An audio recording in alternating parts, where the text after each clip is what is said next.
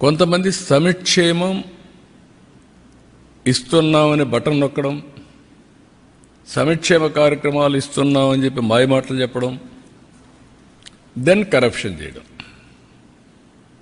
దీంతో ప్రజలు realise అయ్యేదని time పట్టచ్చు, 1 టర్మ్ పట్టచ్చు, 2 టర్మ్లు పట్టచ్చు. దెన్ ఎక్కడికక్కడికి ఈ పొలిటికల్ పొల్యూషన్ చేస్తూ వస్తున్నారు.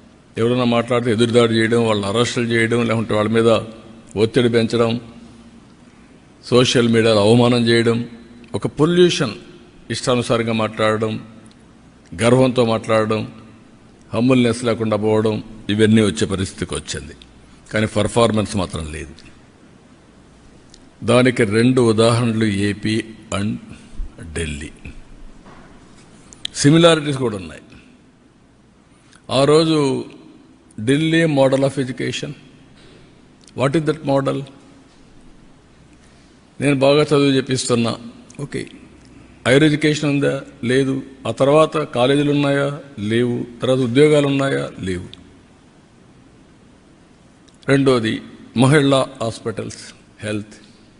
ఇంటికి నేను మందులు పంపిస్తున్నా, ఓకే, బాగానే ఉంది. సూపర్ స్పెషాలిటీ హాస్పిటల్ ఉందా? లేదు. ఇవన్నీ చేసిన తర్వాత నీళ్లు ఇచ్చే పరిస్థితులు లేరు. డ్రైనేజ్, డ్రింకింగ్ వాటర్ కలిసిపోయే పరిస్థితి వచ్చింది. ఢిల్లీలో ఎక్కడ చూసినా డస్ట్ బేరకపోయి garbage, it is a city of garbage అయింది. మెయిన్ రోడ్లో ఎవరన్నా విఐపీస్ వస్తే, అంబాసిడర్స్ వస్తే, కంట్రీ హెడ్స్ వస్తే మెయిన్ రోడ్లో గార్బేజ్ ఉండే పరిస్థితికి వచ్చింది. ఏమన్నా టోటలీ పొల్యూషన్. ఏదైతే ఒక సీజన్లో ఢిల్లీలో pollution highest in the world, most polluted city ఏదైనా ఉందంటే ఢిల్లీ దానికి చిరునామా అనే పరిస్థితికి వచ్చాం. అందుకే నేను మొన్న ఎన్నికల్లో చెప్పాను, it is a total failure model. I'm not criticizing individuals. It is a failure model. Itself is a failed model. It cannot sustain, it cannot replicate, it cannot be continued. Continue అయ్యే కొందికి ఏమవుతుంది? ప్రజలకు bleeding అవుతుంది. ఇంకా ఒకప్పుడు మీరు చూస్తే best examples ఇక్కడ పంజాబ్, మనం గర్వంగా చెప్పుకున్నాడు. పంజాబ్ అంటే ఒకప్పుడు దేశానికి కావాల్సిన సైన్యం అంతా అక్కడి నుంచి వచ్చేవాళ్ళు, దేశాన్ని రక్షించేవాళ్ళు. దేశానికి అవసరమైన ఫుడ్ అంతా గోధుమలు కానీ రైస్ కానీ సప్లై చేసేవాళ్ళు. 5 నదులు ఉన్నాయి. ఈరోజు ఏమైంది? పంజాబ్ డ్రగ్స్, ఐటీకి పోలేదు, డ్రగ్స్ వచ్చాయి. అదే సమయంలో పంజాబ్లో ఈరోజు మీరు చూస్తే ఎవ్రీడే ఒక ట్రైన్ ఢిల్లీకి వస్తుంది క్యాన్సర్ ట్రీట్మెంట్ కోసం. Is it not our responsibility to correct it right time? ఇవి చూసిన తర్వాత ఇక్కడ అక్కడ మీరు చూస్తే వెల్ఫేర్ అని చెప్పి నేను నీళ్లు ఊరికే ఇస్తున్నా, కరెంటు ఊరికే ఇస్తున్నా, ఇవన్నీ చెప్పారు. కానీ భవిష్యత్తును అంధకారం చేసే పరిస్థితికి వచ్చారు. ఇక్కడ కూడా మన రాష్ట్రంలో మీరు చూస్తే అక్కడ కొద్ది టైం తీసుకున్నారు, కానీ మన రాష్ట్రంలో 5 ఏళ్లలోనే బటన్ నొక్కే కార్యక్రమానికి విసుగొచ్చే పరిస్థితికి వచ్చారు. వీళ్ళ అరాచకాలు అద్దులు లేకుండా పోయే పరిస్థితి వచ్చింది. ఎగో ప్రాబ్లమ్స్ కూడా చిన్న పెద్ద లెక్క లేకుండా ఇష్టానుసారంగా మాట్లాడడం, ఆ గర్వం, ఎగో, ఏదో ఎక్కడి నుంచో వచ్చినట్టు ప్రవర్తించడం, ఆ హంబుల్నెస్ లేకుండా పోవడం, ఇవన్నీ జరిగాయి. ఢిల్లీలో జరిగిన liquor is nothing compare to Andhra Pradesh. ఎవరైనా సరే లిక్కర్లో ఇన్వాల్వ్ అయిన వాళ్ళు ఇంతవరకు ఆ ఫ్యామిలీస్ కూడా బాగుపడవు. అంటే అది పాపిస్ట్ డబ్బులు.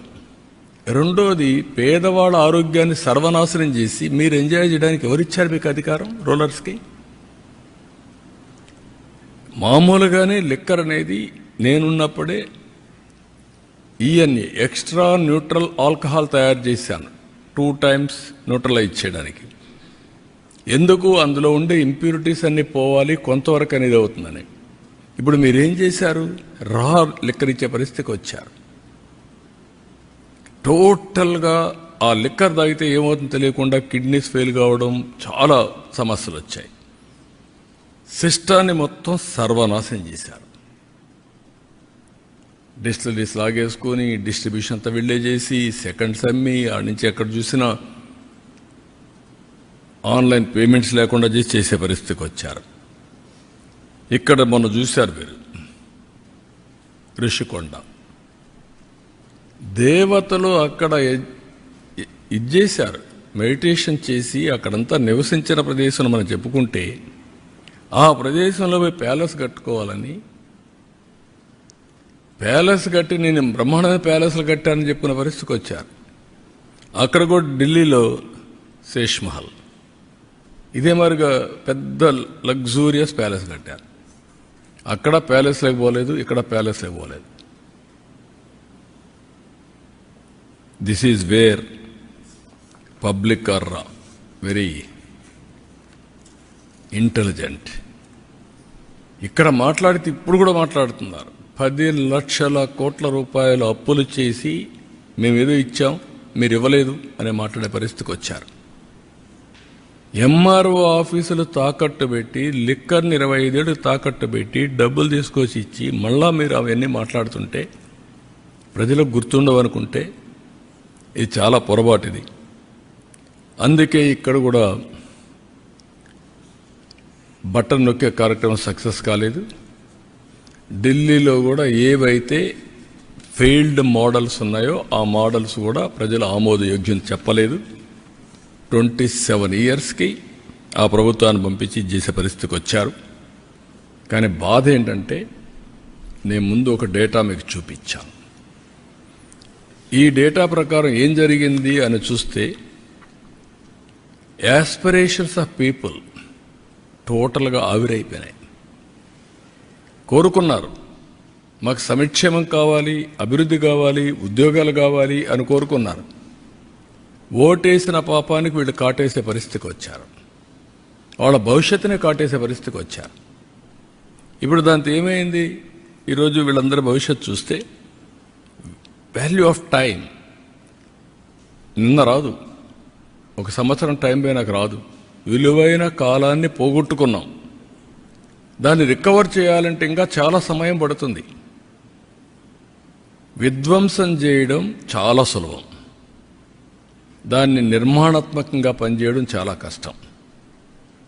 ప్రతి ఒక్కరూ మాట్లాడుతూ ఉంటారు, ఇవన్నీ ఎక్కడ అవుతాయి, మాకెందుకు ఇవన్నీ వస్తాయి. అలాంటివన్నీ చేసి మొత్తం ప్రజల అవకాశాలని పూర్తిగా సర్వనాశనం చేసే పరిస్థితికి వచ్చారు.